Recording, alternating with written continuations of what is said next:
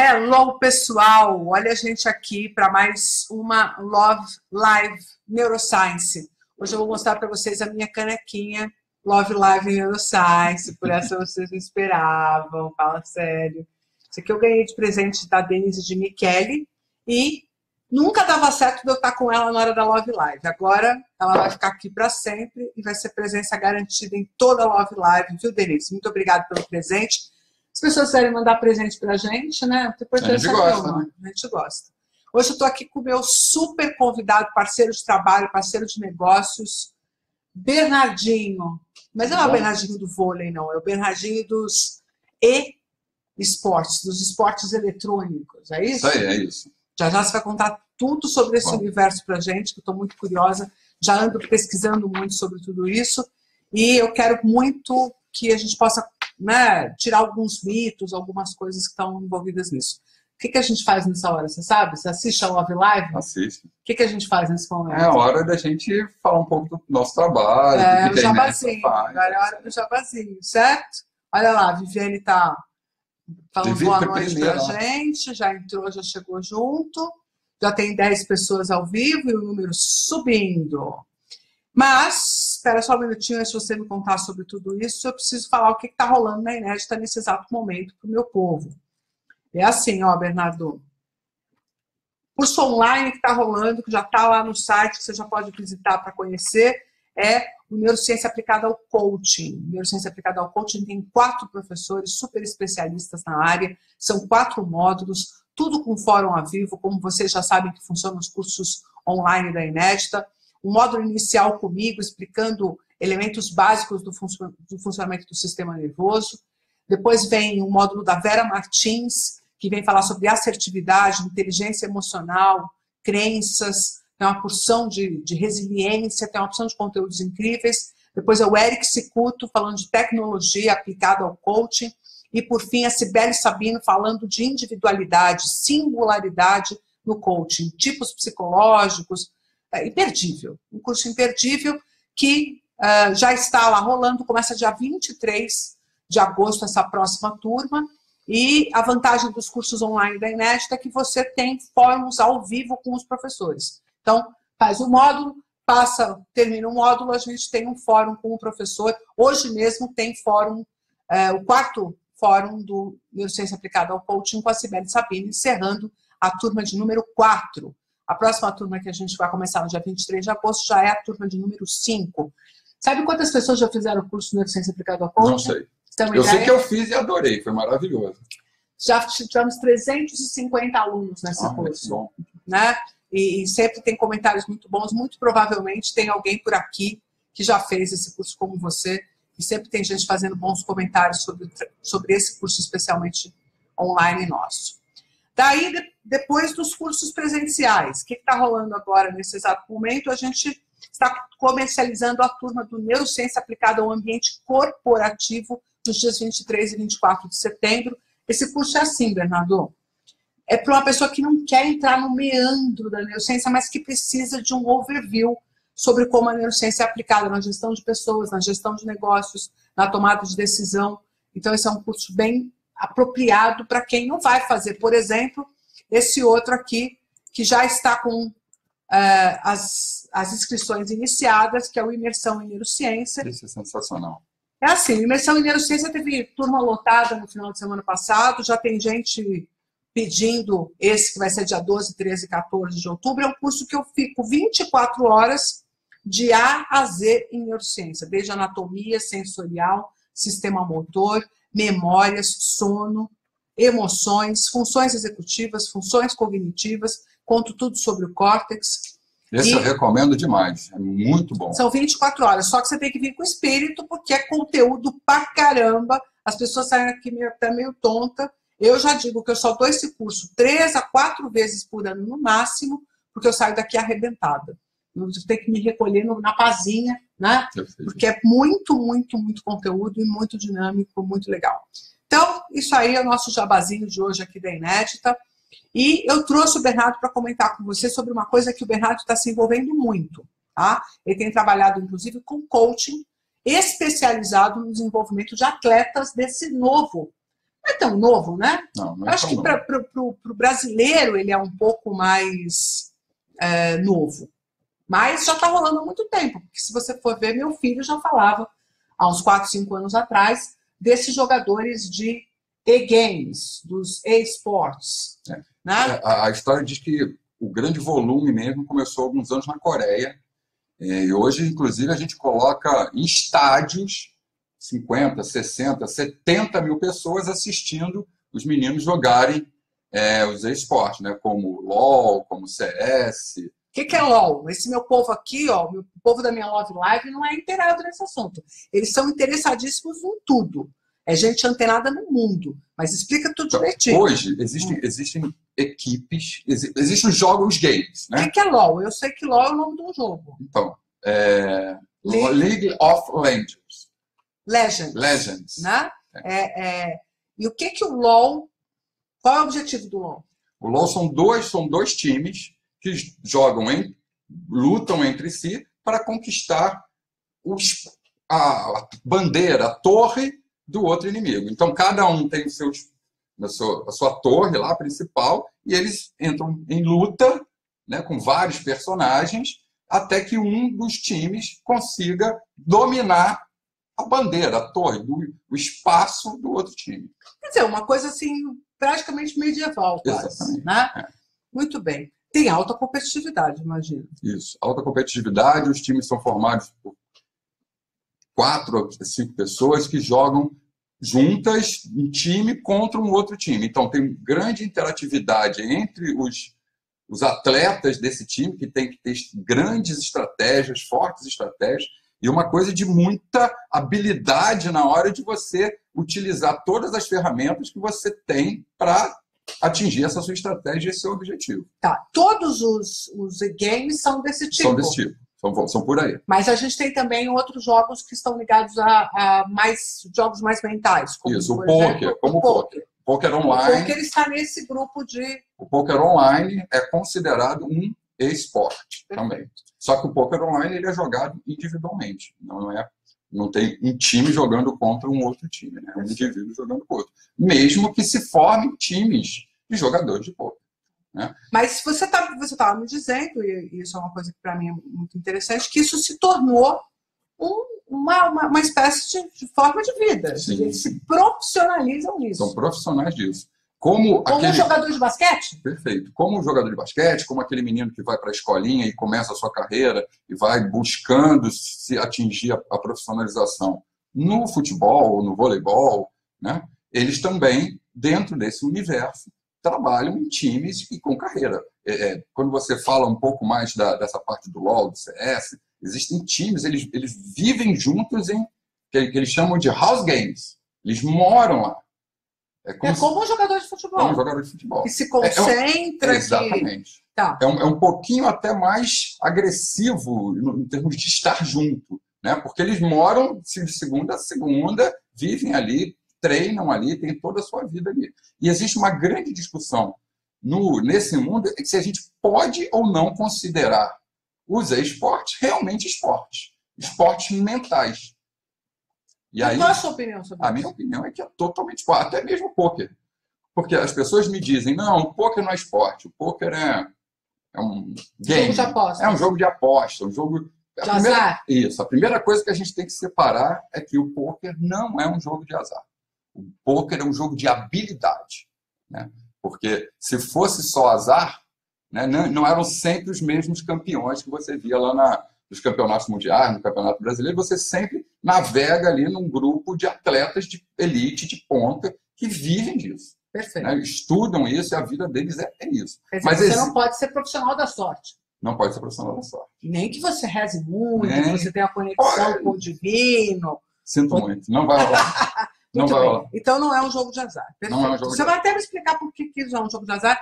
É assim, na verdade, eu quero que você esclareça muitas coisas, porque eu tenho um público muito voltado para outro perfil, que discute outras coisas. Mas eles já vão entender por que eu quero que você discuta essas coisas com este público, especialmente, que me acompanha aqui. Mas vou aproveitar para dizer que o Hugo Marcelo está dizendo que você é ídolo.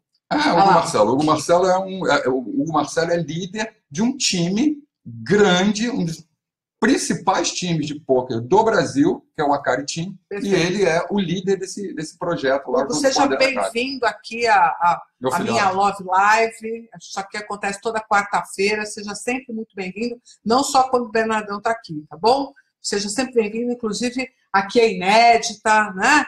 A gente sabe muito bem que tem uma possibilidade muito grande da gente fazer conexões nesse universo. E me conta uma coisa, quais são as habilidades que um atleta... Bom, eu vou começar a chamar de atleta, porque né, é um profissional perfeito. Vou entrar nessa vibe.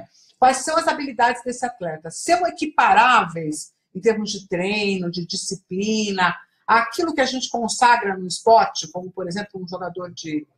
Eu vou usar um exemplo. Um jogador de basquete ou de um jogo coletivo para um LOL e um jogador de golfe para um pôquer. Seria equiparável? Sim, sim. A rotina... Ou jogador de tênis. Perfeito. É exatamente isso. É uma carreira, né? O jogador de tênis, vamos usar o exemplo do jogador de tênis. Ele começa ali na escolinha, batendo a raquete, ele vai aprendendo, ele vai treinando e cria uma habilidade quase que automática de fazer essa jogada, né? Aquele hábito, então é um treinamento muito de repetição, vamos jogar, vamos tentar, vamos fazer aquilo tudo. E a parte mental é fundamental. Principalmente lidar com emoções, foco e toda a disciplina. Porque quando a gente olha para os atletas, tem um grande mundo de pessoas que querem ser jogadores de pôquer, que querem ser jogadores de CS, de LoL, mas eles acham que aquilo ali é assim, legal, vou chegar lá, vou jogar, daqui a um ano eu sou de ponta. Eles não entendem, muita gente não entende que isso é um desenvolvimento de carreira. E você acha também que, assim como a gente vê nos esportes mais tradicionais, que existe um certo talento? Porque eu vou te dar um exemplo. Eu conheci um rapaz, eu não vou me lembrar o nome dele agora, que inclusive ele fala sobre pôquer e ensina sobre jogar pôquer e tal, e ele fez um comentário que eu achei engraçado, que ele disse que pelo porte físico dele, por ele ser mais franzino, por ele não ser um atleta, ele nunca ia se dar bem nos esportes convencionais, e que um esporte mental como o pôquer não tinha essa limitação. Mas será que existe outro talento que faz com que um indivíduo, para além disso que você falou, da disciplina, do foco e tal, existe algum elan inicial, alguma coisa que diga assim, esse cara vai bem, esse cara não vai bem?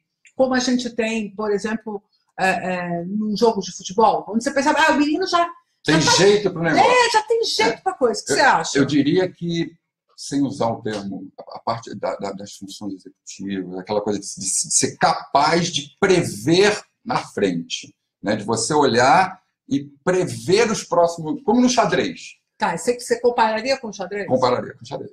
O pôquer tem uma pegada dessa de você olhar, não, se eu fizer isso, quais são as opções de que o outro pode vir fazer? Aí o outro toma uma ação. E você analisa o que essa ação significa. E essa ação pode ser desde da quantidade de fichas que ele aposta, da posição que ele está na mesa. Então, existe a expressão facial. A expressão facial. Quando a gente está falando de pôquer online, você não consegue ver a expressão facial, etc. Mas se o cara demora um pouquinho a mais, já é uma dica. Se o cara aposta muito rápido, já é outra dica. O quanto ele apostou em relação à aposta anterior. Então, tem vários que a gente chama de tells, de informações. Então, o pôquer é um jogo de pessoas e de informações. E quando a gente vai lá para o mundo do CS, do LoL, cai na mesma coisa, né? Porque eles precisam treinar muito, eles precisam futebol americano. Quando você olha um time jogando LoL, eu olho muito aquela coisa do futebol americano, que tem toda uma tática, você vai jogar a bola para mim, eu vou correr por esse lado, aí você vai dar a volta, vai atacar. Mas se eles não tiverem treinado isso, e não fizerem isso juntos, de uma forma de atingir o mesmo objetivo, degringola tudo. Tá. E a emoção entra muito forte nisso tudo, Carlos. Eu queria levantar aqui com você, com relação a essa história das habilidades, uma coisa que incomoda todos os pais, incomoda a sociedade, que é o fato de, seja no pôquer ou seja no videogame, a pessoa acaba se envolvendo e tem um comportamento de vício, né? de ficar o tempo inteiro ligada naquilo, tal do gambling, de ficar ali nas apostas, de não conseguir sair, e as histórias todas de a quantidade de pessoas que perderam tudo no pôquer, ou... Dessa história a gente nunca se lembra que quem ganhou, né? Porque todo mundo fala, o cara perdeu a fazenda, mas quem ganhou a fazenda? Quem ganhou a fazenda, né? E, por outro lado, a criança que perde os tempos de escola em favor do videogame, quer dizer, sempre há perdas que estão correlacionadas a isso, que deixam o cenário das pessoas, né? As pessoas montam um cenário muito negativo, né? Agora, eu já trouxe meu filho aqui para falar sobre isso, as pessoas sabem a minha opinião, eu não sou radicalmente contra o videogame, muito pelo contrário. Ele tem uma coisa que pouca gente sabe, mas eu sou uma grande motorista, eu dirijo muito bem. Isso é verdade, eu já peguei uma carona com você, você dirige realmente e assim, manobras, eu tenho uma vivência espacial excepcional, não é querendo me gabar, porque isso é uma coisa que todo mundo sabe. Eu aprendi a dirigir muito cedo, eu aprendi a dirigir com 12 anos de idade. Mas, além de ter pego cedo o carro, que é uma coisa que eu recomendo, apesar das pessoas acharem um absurdo, porque é de pequeno que você torce o pepino, eu também joguei muito videogame de carrinho. Muito. Mas põe quilos. Então, foi muito engraçado, porque recentemente eu tive no meu primo, que tem todo um set lá de pilotagem, etc. e tal, e eu sentei e comecei a falar, você já jogou isso? Eu falei, não. Eu falei, você está pilotando como se você já tivesse jogado muito. Tem gente que para fazer o que você está fazendo demora dias. E você já saiu com o carrinho, então isso é muito difícil. Eu falei, não, isso aqui, tipo, desde muito pequena que eu jogo. Quer dizer, eu tenho certeza que você transfere coisas que você desenvolve no videogame para a sua vida real. Agora, a grande preocupação sempre é o estreitamento do repertório. O menino, né, que fica viciado, ou um jogador que fica viciado. Quais são as suas impressões sobre isso, das pessoas que você conhece que são profissionais? Eu vou chutar até uma pergunta. Vira profissional quem não se vicia? Quem não perde a cabeça eu acho com que a história? Vira profissional aquele que entende qual é a dinâmica do jogo. Porque o poker ele não pode ser visto como você jogar resulted oriented, né? Eu vou jogar para aquele resultado, né? O poker é de longo prazo, né? Você joga, voluma, joga, para colher um resultado lá na frente. Como a vida, né? A vida, o que faz o cara se tornar, na minha opinião, um gambling é a vontade de ter o resultado imediato. Aquela necessidade, por exemplo, eu tenho Então aí a gente já está falando completamente da mesma coisa, porque o assunto em neurociência é você poder retratar ganhos, né? É você poder perceber que existe um caminho que deve ser traçado lentamente para se atingir um objetivo, que é a vida, por exemplo, de um atleta qualquer. Todo mundo olha o Neymar, né? Fala, ele ganha uma nota e tal, mas ninguém vê os tombos que ele levou. Não, ninguém vê. Vezes ele ficou treinando. 10 anos, ele estava lá chutando bola na parede, com 11 anos, 12, 13. E hoje em dia, o Neymar, outro dia, tive uma conversa que me disseram que o Neymar acorda 4h30 da manhã, 5 horas da manhã para fazer fisioterapia. Todo dia. Então, quer dizer, é uma vida de dedicação, de trabalho, né? Quer dizer, isso também se aplica aos esportes. Aos esportes. Porque não dá para você ter essa garotada, na minha opinião, eles olham assim, nossa, tá lá, o fulano, campeão do mundo, ganhando um monte de dinheiro. Então, eu vou fazer isso. Porque isso é um caminho curto para o sucesso, é um caminho curto para atingir as coisas. E não é. Se as pessoas, todo e qualquer atleta que quer jogar, seja o CS, o LoL, outros esportes e o poker online, tem que entender que é trabalho, treino para colher o resultado no longo prazo. E cuidar muito das emoções. Perfeito. Agora, então, esses jovens, vamos falar do videogame. Em termos de faixa etária, o jogador de pôquer é sempre um pouco mais velho que esse jogador de videogame? Um pouquinho mais velho. É de uma geração um pouquinho mais... Não por conta da geração. É porque, como o pôquer exige, quando você joga profissionalmente, que você seja 18 anos mais. Tá. Nos outros esportes, não. Nos outros esportes, não. Então, num time de LoL ou de CS, você pode encontrar garotos de 16, 15 anos. Tá. Agora, no time de pôquer é sempre de 18 mais. Tá. E isso não significa também que os meninos que jogam esses jogos vão abandonar a escola em favor disso. De forma nenhuma.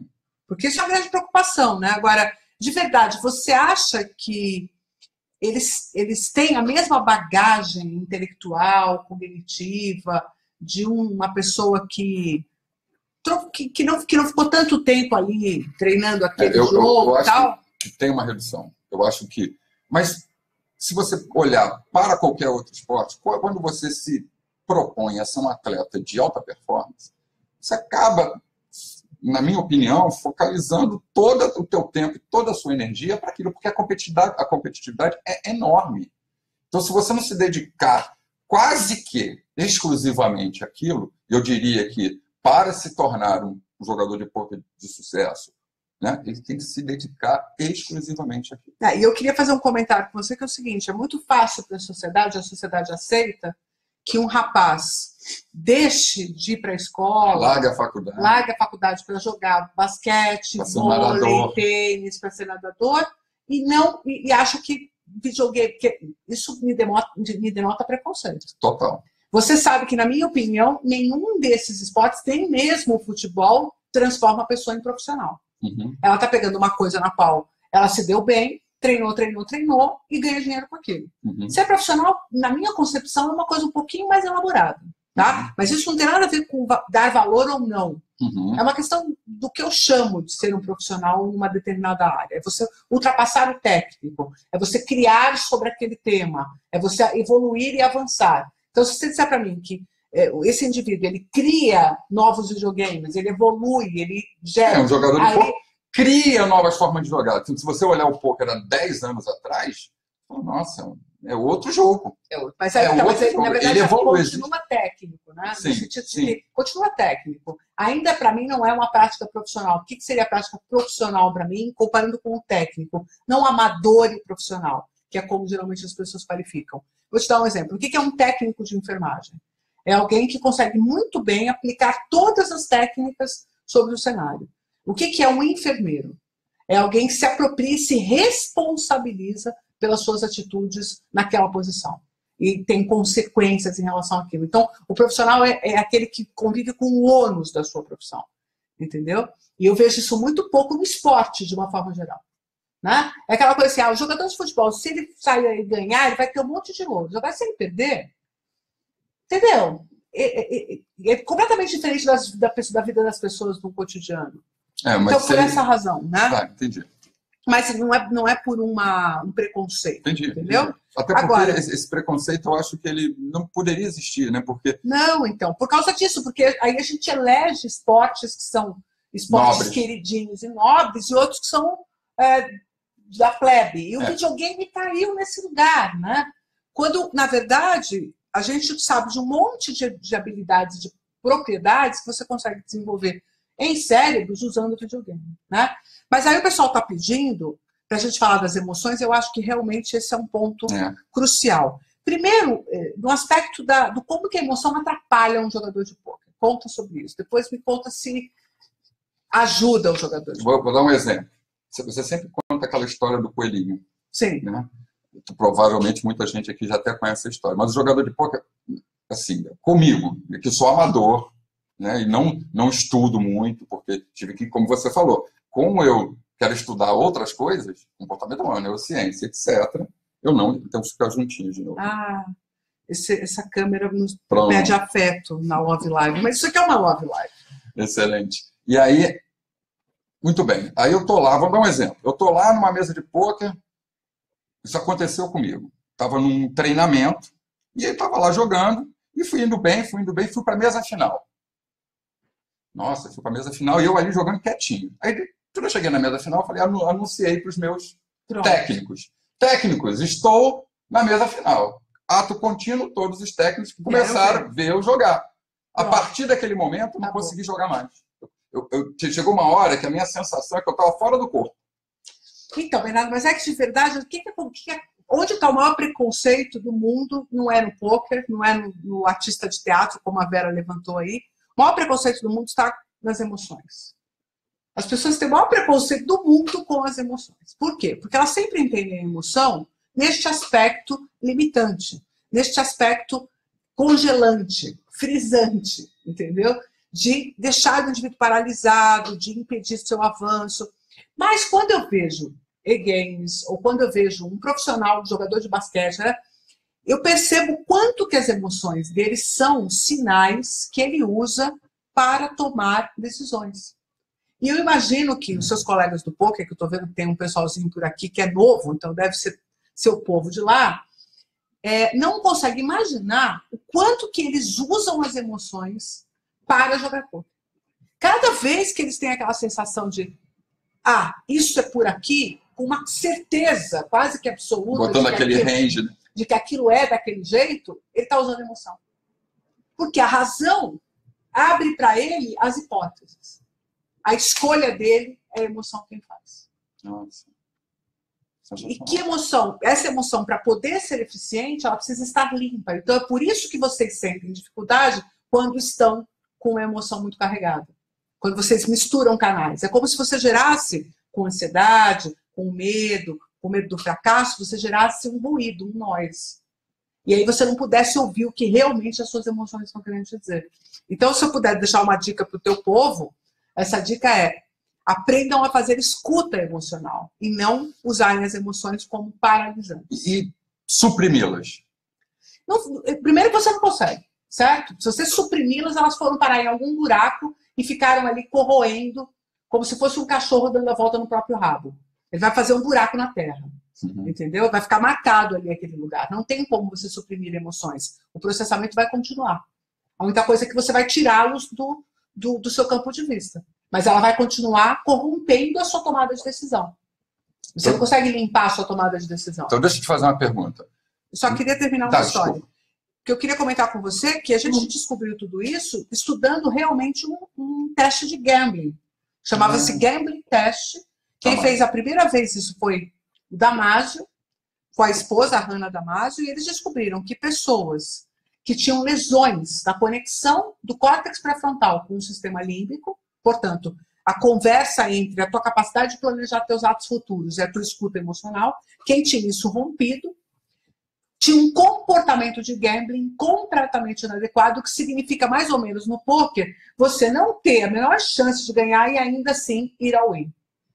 Era esse tipo de coisa que esses pacientes faziam. Mas ele não fazia isso nem por blefe, ele fazia isso achando que estava ganhando. Achando que estava abafando, porque ele não conseguia ter um parâmetro de leitura rápida, automática, que desse a ele um cenário adequado sobre o que estava acontecendo. Né? E, na verdade, isso chama-se Gambling Test, são 4 montes de cartas. Essas cartas têm valores diferentes, mas o indivíduo não sabe. Só que elas têm um certo padrão. Quando você vai tirando de 2 montes específicos, você ganha e perde valores pequenos. E aqui você ganha e perde valores maiores. O apostador, esse indivíduo que tem essas lesões, e as pessoas que têm compulsão, vão nos montes de perdas e ganhos grandes. Porque ele não se incomoda de perder muito, se quando ele ganhar muito.